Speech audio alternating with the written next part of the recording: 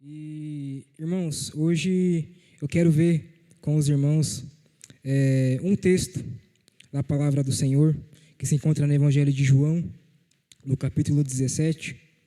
Nós vamos ler dos versos 1 ao 3. Eu vou pedir para a Sofia colocar na tela, por favor, a versão NVI. João 17, 1 a 3. Diz assim a palavra do Senhor. Depois de dizer isto, Jesus olhou para o céu e orou. O dizer isto, no caso, seria o que Jesus estava dizendo nos capítulos anteriores, sobre a crucificação e as aflições que os discípulos iriam passar. Então, depois disso, Jesus olhou para o céu e orou. Ele disse o seguinte: Pai, é chegada a hora. Glorifica o teu Filho, para que o teu Filho te glorifique, porque ele deste autoridade sobre toda a humanidade, para que conceda a vida eterna a todos o que lhe deste. Vamos ler juntos o versículo 3. Esta é a vida eterna, que te conheçam, o único Deus verdadeiro e a Jesus Cristo, a quem enviaste. Eu vou pedir por gentileza só um copo de água para alguém, por favor. E esta é a palavra do Senhor. E hoje, irmãos, eu queria ver com os irmãos sobre a questão da vida eterna, que é conhecer a Deus. E nesse contexto em que Jesus introduz esta oração, essa oração ela é conhecida como a oração sacerdotal, em que Jesus ele ora por ele, pelos seus discípulos e por todos nós que viríamos depois dos discípulos. E esta oração, ela tem um contexto em que Jesus ele deu uma série de explicações para os seus discípulos do que ele passaria a partir desse momento.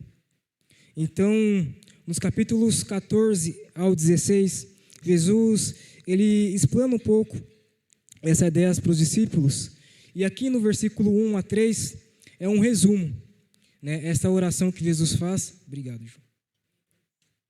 Obrigado. Esta oração que Jesus faz, na verdade, é um resumo de toda a conversa que ele teve com seus discípulos nos seus últimos momentos de vida. E aqui, Jesus, ele começa pedindo a Deus, ele diz que é chegado a hora. E Jesus, ele instrui seus discípulos nos capítulos 14 a 18. Ele diz que o Consolador viria, o Espírito Santo viria para consolar os seus discípulos que naquele momento estavam tristes. Por quê? Porque depois de todo o ministério de Jesus, finalmente é chegada a hora dele ser entregue na mão dos pecadores. E seus discípulos estão tristes, estão magoados, porque até aquele momento, Jesus tinha falado por parábolas, mas no capítulo 16, Jesus diz que ele falou abertamente para eles agora: olha, eu vou para o Pai, mas eu não vou deixar vocês órfãos. Eu enviarei para vocês o Espírito Santo, o Consolador. E os discípulos perguntam: Senhor, mas para onde tu vais? E Felipe diz: eu estou com vocês há tanto tempo, né, e vocês não sabem para onde eu vou. E neste momento em que isso acontece, essa oração ela é introduzida. E nesses momentos de aflição, de perseguição, em que Jesus seria abandonado pelos seus discípulos, e ele anuncia que é chegado a hora da sua morte. Então, no versículo 1, é o que ele diz. Depois de dizer essas coisas, ele diz: é chegada a hora. E ele olhou para o céu e orou. E no verso 1, ele diz que: Pai, glorifica o teu Filho, para que o teu Filho te glorifique na terra. E a forma de Jesus ser glorificado aqui é através dessa entrega, é através da sua morte, da sua ressurreição e depois da sua glorificação. E João, capítulo 1, do versículo 14, traz isso para nós, a ideia do que Jesus veio fazer na terra e o propósito do que ele deixou para nós como cristãos, fazermos aqui também. Porque a nossa vida, embora nós façamos muitas coisas para Deus na igreja ou na nossa vida cotidiana, nós temos um propósito maior, que é servir a Deus e ter comunhão com Ele. E João capítulo 1, do versículo 14, diz que aquele que é a palavra tornou-se carne e viveu entre nós. Vimos a sua glória, glória como o unigênito vindo do Pai, cheio de graça e de verdade.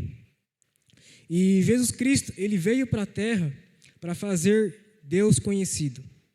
Aquele que antes era conhecido entre as sombras do tabernáculo, onde somente o sumo sacerdote podia entrar e ofertar o sacrifício e orar a Deus, agora Jesus está dando um passo para que não somente os sacerdotes e os levitas fizessem isso, mas todos nós também buscássemos a Deus e tivéssemos essa proximidade com Deus em intimidade. E nesse momento que Jesus seria glorificado é através da sua morte, através da sua entrega, para que nós fôssemos um só com Ele. E João 1, versículo 2, diz que toda a autoridade foi dada na terra para Jesus. Então, até aqui no versículo 1, Jesus diz que é chegada a hora em que Ele seria glorificado. No verso 2, diz que Deus deu autoridade para Jesus e sobre toda a humanidade, para que conceda a vida eterna a todos o que o Pai deu a Jesus. Então, o propósito da nossa vida como cristãos é a vida eterna. Só que muitas vezes, quando nós pensamos em vida eterna, nós pensamos somente no momento que Jesus voltar e nós subirmos, e nós temos a ideia de que ali começará a vida eterna, de que nós estaremos plenamente com Cristo, o veremos como Ele é. Só que a vida eterna, ela começa aqui, pois é o que Jesus diz, que a humanidade foi salva. Jesus morreu para que as pessoas tenham a vida eterna. Mas o que é a vida eterna? Popularmente, se nós formos ver em outras religiões, todos eles têm uma ideia de vida após morte. Alguns acreditam que irão morrer e depois reencarnar. Outros acreditam que não existirá mais vida. Mas Jesus, ele faz uma promessa para o seu povo. Essa promessa é que todos aqueles que crerem nele e forem salvos terão a vida eterna. E ele diz no versículo 3 que o que é a vida eterna. E João 17:3 diz que a vida eterna é esta: que conheçam a ti, o único Deus verdadeiro, e a Jesus Cristo, a quem enviaste. E é isso que eu quero falar hoje, sobre essa intimidade que nós temos que ter com Deus, sobre o caminhar no Espírito Santo, sobre uma vida com Deus. E essa vida, ela tem alguns processos. A nossa vida tem esse processo de busca e intimidade com Deus. E hoje, infelizmente, muitas coisas têm tomado o nosso tempo. Muitas coisas têm tirado o nosso tempo da oração, o tempo da leitura bíblica, porque nós temos dedicado o nosso tempo a tantas outras coisas que não é a vida com Deus. E Jesus, ele pediu para que nós fizéssemos isso. É o desejo de Cristo que nós tenhamos comunhão com Ele, que nós tenhamos intimidade com Cristo. Não é somente a salvação, não é somente a questão de sermos salvos do inferno, mas antes nós éramos separados de Deus. Romanos capítulo 1 diz que todos nós estávamos separados de Deus e que somente a obra de Cristo é que nos reconciliaria com Deus. E hoje nós temos esse privilégio como cristãos, privilégio que as pessoas do mundo não têm, de ter um Deus que se revelou a nós, um Deus que se fez conhecido. Nós não conhecemos a Deus porque nós o buscamos, nós conhecemos a Deus porque Ele se revelou a nós. É o que diz o livro de Romanos. E por causa disso, por Deus, pela sua livre e espontânea vontade, ter se revelado a nós, Ele espera uma resposta da gente. Porque um relacionamento, ele funciona dessa maneira. Um relacionamento é uma troca, onde eu dou e eu recebo. Deus não criou seres humanos que são robôs. Deus criou seres humanos que são relacionáveis. Nós nos relacionamos com os nossos parentes, com a nossa família, com maridos e mulheres. Deus nos fez para nos relacionarmos. Só que aonde que se perdeu? Lá no jardim, depois do pecado. E agora Cristo, no seu último momento de vida, nos últimos momentos de vida, Ele vem trazer esta mensagem para nós. De tudo que Ele fez, de todos os milagres que Ele operou, Ele diz que a vida eterna é conhecer a Deus. E hoje eu quero deixar apenas 2 fundamentos que Jesus deixou como exemplo para nós conhecermos a Deus. E o primeiro é as Escrituras. Cristo, Ele foi para o céu, mas Ele deixou como base para a nossa vida as Escrituras, a palavra inspirada de Deus. E nelas, nas Escrituras, nós temos a vida eterna, porque são elas que testificam de Cristo. E é isso, eu vou pedir para a Sofia colocar, por favor, João capítulo 5, o versículo 39. Jesus diz exatamente isso. João 5, 39 diz o seguinte. Isso aqui, Jesus estava conversando com os fariseus, e aí ele disse para os fariseus: olha, vocês estudam cuidadosamente as Escrituras, porque vocês consideram ter nelas a vida eterna. E são as Escrituras que testificam de mim. Então, aqui tem um grande perigo. E eu posso dizer isso porque na faculdade, onde eu estou fazendo teologia, um dos nossos professores, ele disse o seguinte: vocês estão começando a estudar, né, teologia, que é o estudo do ser de Deus, só que não se esqueçam que vocês precisam ter uma vida com Deus. Porque as pessoas podem ler as Escrituras, as pessoas podem aprender de Deus intelectualmente, só que se não tiver um relacionamento pessoal com Deus, isso não é nada. Porque tudo depende de Deus. E pela inspiração das Escrituras, esse professor falou para a gente: se vocês não caminharem, se vocês não tiverem uma vida com Deus, tudo que vocês aprendem na teologia é só um complemento do que vocês têm que ler realmente. Vocês têm que se debruçar nas Escrituras, porque é nela que vocês têm a vida eterna. E é interessante que na faculdade eu conheci muitas pessoas, muitos irmãos, e realmente eu passei a ver com esses olhos de que é impossível termos as coisas de Deus sem adorar e buscar o Deus que nos proporciona essas coisas. Então a gente pode ler as Escrituras, mas sem ter um relacionamento com Deus. E isso é um perigo que nós sofremos. Então esse é o primeiro passo. Esse é o primeiro fundamento que Deus nos deixou, as Escrituras. E quanto tempo nós temos gastado na palavra de Deus? Quanto tempo nós temos nos debruçado para conhecer a Deus? É na palavra dele que ele se revela como ele é. É na palavra dele que nós conhecemos os atributos que Deus tem. É por causa da palavra de Deus que nós estamos aqui hoje. E o que nós temos feito na nossa vida em relação às Escrituras? Como que nós temos nos posicionado? Como que você tem se posicionado na sua casa ou no seu lar? Será que de fato nós gastamos tempo com as Escrituras? Não simplesmente para saber alguma coisa de Deus, mas para conhecer a Deus como Ele é. E eu sinto que tem faltado isso no mundo evangélico hoje. As pessoas elas buscam muitas outras coisas que não as Escrituras para se basear, para fazer suas doutrinas, mas o conhecer a Deus está nas Escrituras. Eu gosto muito do livro de Salmos.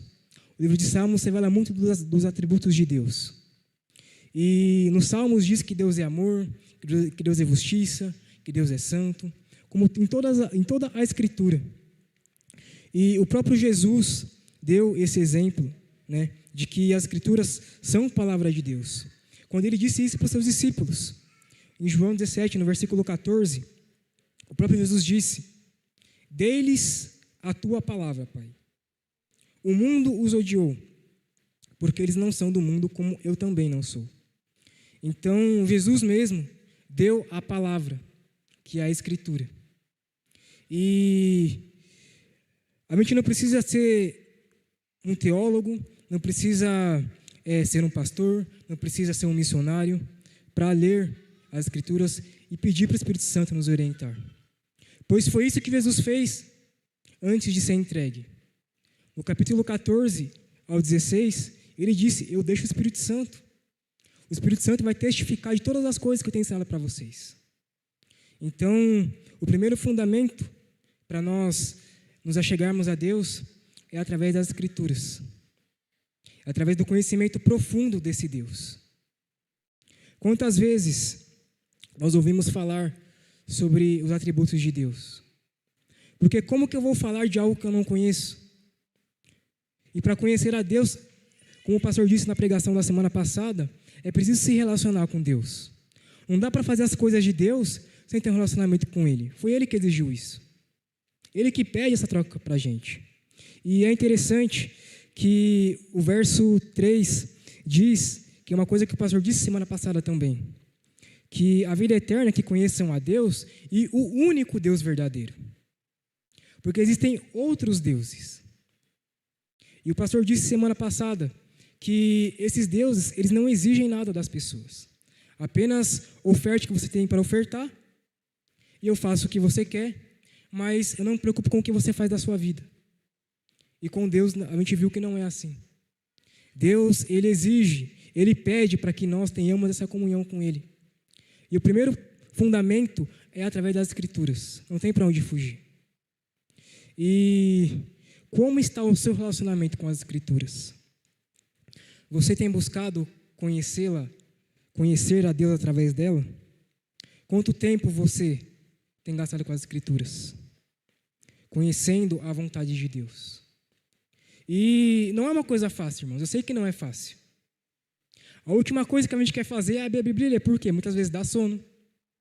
Muitas vezes você está lendo a Bíblia lá e a gente consegue ler, né, um livro inteiro, mas não consegue ler um capítulo das Escrituras. Eu não sei vocês, mas toda vez que eu leio a Bíblia, às vezes, eu paro em um versículo e fico fazendo um monte de perguntas. Porque a palavra de Deus, ela se renova a cada dia. E eu me lembro, quando eu me converti, que eu li o Novo Testamento inteiro em 3 meses, né? Aquela sede de conhecer a Deus. Só que é interessante como que Deus trata com o ser humano. Porque, com o passar do tempo, e só a Bíblia tem isso, a gente não vai lembrar de tudo que a gente lê. E sempre que a gente lê as Escrituras, a palavra se renova todos os dias. Então, a cada dia, nós teremos um entendimento que nós não tínhamos antes, quando a gente lê um determinado capítulo da Bíblia. Isso acontece, acredito que acontece com cada um de vocês quando vocês leem. Então, esse relacionamento com Deus, ele começa assim, através das Escrituras. E é por ela que nós temos a vida eterna. E algo muito interessante é que é muito difícil. Parece uma coisa simples, né? Fala, vamos ler a Bíblia quando chegar em casa. Faz seu devocional. Hoje é conhecido como devocional. Só que é muito difícil. Por quê? Porque tem coisas que nos distraem. Uma das coisas que nos distraem hoje é as redes sociais, é o celular. Ontem, lá na conferência do Interjuba, o pastor Haroldo falou algo semelhante a isso. De que nós temos, em média, uma pesquisa de que o brasileiro está em segundo lugar no país que mais consome mídia social e usa o celular. 9 horas por dia. Então, nós temos hoje, nas redes sociais, mensagens curtas. Então, é mais fácil, às vezes, eu pegar o meu celular, ver uma pregação, um reels ali de 3 segundos, e muitas vezes me aprofundar só naquilo. E hoje em dia, fora das Escrituras, nós temos muitas outras coisas que falam de doutrinas e da palavra de Deus, só que não são palavras de Deus. E essas pessoas, por não se voltarem para a palavra de Deus, não gastar tempo conhecendo a Deus na palavra, se deixam levar por outras doutrinas. E é somente aqui, na palavra de Deus, que nós temos o conhecimento de quem Deus é, da vontade de Deus para nós. E a primeira vontade de Deus para nós é que nós tenhamos esse relacionamento com Ele através das Escrituras. E isso nos leva ao segundo fundamento do relacionamento pessoal com Deus, que é a oração. Muitas vezes, e eu tenho aprendido isso, Se os irmãos pegarem os salmos são orações. E algumas vezes eu já fiz uma oração de alguns salmos. E como a palavra de Deus ela é enraizada em nós. Porque o que nós vamos orar se nós não conhecemos a Deus? Como que nós chegamos em alguém para falar com essa pessoa se nós não conhecemos a ela? E eu tenho um exemplo. Para você hoje poder falar com o presidente da República, você tem que ter acesso ao assessor dele para você conseguir marcar uma reunião para poder falar com o presidente da República. Então, tem todo um processo para você falar com o presidente, que é um homem importante, é um homem que governa a nação. E olha que extraordinário, nós temos um Deus que é o Rei do Universo, que criou todas as coisas, que nos criou. E Ele abriu o caminho através de Jesus Cristo para que hoje nós tenhamos esse relacionamento direto com Ele. Sem precisar de assessor. Porque nós temos o intercessor. O intercessor entre Deus e os homens, que é Jesus Cristo que abriu esse caminho. E o caminho que leva a Deus é o próprio Jesus Cristo. É por isso que o versículo 3 diz que, Pai, que conheçam a Ti, o único Deus, e a Jesus Cristo, a quem enviaste. Então, o conhecimento da palavra de Deus é para nós conhecermos mais profundamente a Jesus Cristo. É impossível conhecer a Deus se não for pelo Filho, pois o Filho é a revelação plena do Deus que se fez carne, como nós vimos aqui. E o que Jesus está fazendo nesse momento aqui, nesse momento em que Ele termina esse processo de conversar com os discípulos? Qual foi a primeira coisa que Ele fez? O versículo 1 diz: Jesus olhou para os céus e orou. E esse é o segundo fundamento que Jesus nos ensina, a oração. E o conteúdo da oração de Jesus, no capítulo 17, eu recomendo que vocês leiam. Jesus, Ele ora por Ele, mas Ele também ora pelos seus. Ele fala assim: Pai, eu peço pelos meus discípulos, aqueles a quem o Senhor me deu, que eles sejam fortalecidos, que eles sejam libertos e livres do maligno. Pai, eu não oro para que o Senhor os tire do mundo, mas que o Senhor os fortaleça nesse mundo. Porque nesse mundo, como diz o versículo 33 do capítulo 16, que nesse mundo nós teríamos aflições. E Jesus começa dizendo, Ele começa orando. Toda a vida de Jesus foi em oração. Esse relacionamento pessoal com Deus. E Ele diz isso: Pai, eu peço não somente pelos meus discípulos, mas por aqueles que crerão depois deles. Por mim e por cada um de vocês. Por aqueles que aceitaram a Cristo e hoje vivem para Ele. E a oração nada mais é do que uma conversa com Deus. Nós colocamos o nosso coração, nós colocamos as nossas aflições, nós colocamos quem nós somos diante de Deus. E conhecer a Deus em oração é aprender na palavra de Deus sobre Ele, para depois ir a Ele em oração, sabendo a quem nós estamos orando. Não é qualquer Deus. É o Deus Criador do universo. É o Deus que dá a vida eterna. E essa vida, ela começa aqui. Ela não começa quando nós fomos para a glória. Ela começa aqui. E é justamente isso que ele diz no versículo 20 de João 17. E eu gostaria que a Sofia colocasse para nós lermos juntos. A minha oração não é apenas por eles, ou seja, pelos discípulos. Eu peço também por aqueles que crerão em mim, por meio da mensagem deles. Então, olha que interessante. Através da palavra de Jesus, dada aos discípulos, a mensagem dele chegou a nós, hoje, como cristãos, por causa da revelação de Jesus Cristo através da sua palavra. E a oração é um princípio fundamental para nós conhecermos a Deus. Porque enquanto nós estamos orando, é um momento que ninguém está nos vendo. É um momento em que nós não recebemos glória nenhuma. Porque ainda assim, na palavra, nós corremos o perigo de nos orgulharmos pelo conhecimento da palavra. Só que na oração é onde ninguém está vendo. É onde nós estamos a sós com Deus. É onde nós colocamos coisas que talvez nem a pessoa mais íntima que nós temos perto da gente sabe. Esse relacionamento pessoal com o nosso Pai. Como a palavra diz, Abba Pai. O Deus conosco. Jesus Cristo, Deus conosco, Abba Pai. Aquele que está perto. E na oração, que é a vontade de Deus, nós somos chamados para sermos discípulos. Nós somos chamados para sermos servos.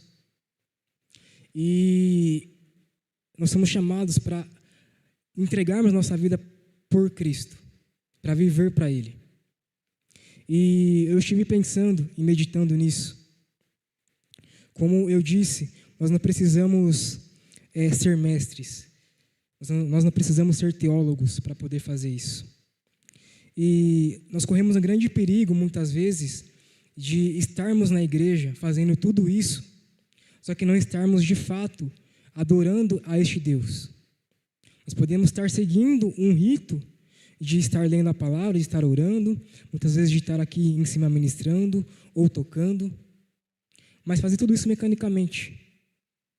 Os louvores são um tipo de oração a Deus. Nós estamos cantando aqui quão grande é o meu Deus. Será que nós realmente meditamos naquilo que nós cantamos? Será que o nosso coração de fato está entregue a este Jesus Cristo? Só um momento.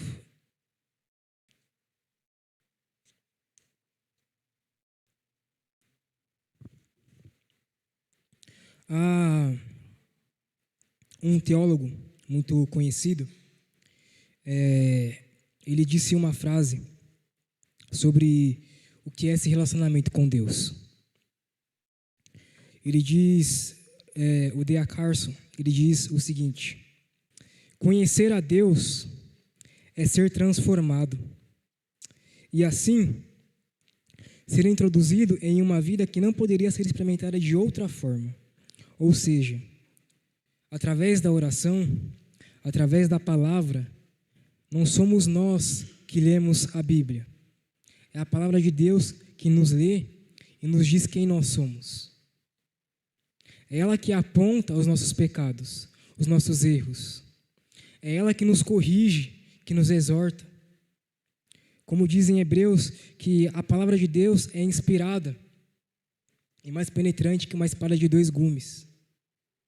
E a oração, juntamente com a palavra, são os 2 fundamentos da vida de um cristão. É impossível nós vivermos sem isso. E eu quero que você medite como está o seu relacionamento pessoal com Deus. Não o seu relacionamento pessoal com o próximo também, mas com Deus. Será que você realmente tem tido uma vida particular com Deus? Será que você tem buscado a conhecer esse Deus que se revela todos os dias a nós? E é interessante que na eternidade, alguém aqui vai se perguntar o que nós vamos fazer na eternidade? Quando nós formos para o céu com Cristo? Óbvio que nós sabemos que vai ter as ruas de ouro, que vai ter a cidade celestial. Só que qual que é o mais importante de tudo que terá lá? É o próprio Senhor Jesus. Ele disse isso para os discípulos: eu estou indo, mas eu vou preparar lugar para vocês, para que aonde eu estiver, vocês também estejam comigo. E é isso que Jesus quer. Ele quer um relacionamento pessoal. Jesus muitas vezes não quer saber se você prega, se você canta, ele só quer um relacionamento pessoal com você. O que ele quer, mais do que você faz, é o seu coração devoto a ele. E é isso que é a eternidade. Nós somos feitos para a eternidade. E isso não nos exclui de falhas. Muitas vezes nós vamos falhar nesse processo. Não vai ser todo dia que você vai conseguir orar. Não vai ser todo dia que você vai conseguir ler a palavra. Nós vamos falhar. Só que a palavra também diz que aquele que começou a boa obra em nós é fiel para completá-la, que é Jesus Cristo. E, para finalizar, eu queria dizer que tudo isso só é possível pela obra que Jesus fez na cruz. Tudo isso só é possível porque ele intercedeu há 2000 anos atrás por nós e disse: Pai, eu oro também por estes que virão depois, para que eles conheçam a Ti, o único Deus verdadeiro, e a Jesus Cristo, a quem enviaste. Hoje, nós não vemos Jesus como Ele é, plenamente. Nós temos uma revelação parcial. Só que chegará o dia em que isso será uma realidade, em que nós veremos Jesus face a face, em que nós contemplaremos a sua glória para todo sempre, de eternidade em eternidade. Nós nunca vamos nos cansar, nunca vamos nos esgotar de conhecer esse Deus, porque Jesus Cristo é esse Deus que se revela a nós, esse Deus com muitos atributos, e que nós vamos passar a eternidade conhecendo, a eternidade adorando aos seus pés, para sempre. E que esse seja o desejo do seu coração. Conhecer a Deus aqui é muito melhor. E eu estava pensando sobre isso. Na eternidade, todos nós vamos conhecer a Deus igualmente. Vamos ter a mesma revelação de Cristo como Ele é. Mas somente nessa vida é possível buscar uma porção de Deus que é individual para você. Ninguém pode buscar isso por você, a não ser você mesmo. Então aqui, nós temos esse privilégio de, ainda sendo pecadores, falhos, de ter o privilégio de buscar esse Deus que é santo, perfeito e verdadeiro. Temos esse privilégio de termos essa porção de conhecer a Deus como Ele quer que você, pelo seu nome, conheça Ele. O seu relacionamento com Deus é o seu relacionamento com Deus. Ninguém pode fazer isso por você. Deus te criou, cada ser humano, cada indivíduo, para que cada pessoa tenha esse relacionamento com Ele. Ele conclui esse relacionamento não somente individualmente, mas também como corpo, como igreja. Porque o que nós fazemos aqui na igreja é um espelho do que nós buscamos na nossa vida particular. Do que nós entregamos aqui, é o que nós vivemos lá fora. Ou pelo menos tínhamos que tentar viver. Então, que você possa meditar nisso. É uma mensagem simples, mas que é muito importante. Então, não esqueça desses fundamentos. O primeiro é a palavra de Deus, que é inspirada. O segundo fundamento é a oração, que é a base da nossa vida. E eu agradeço pela oportunidade.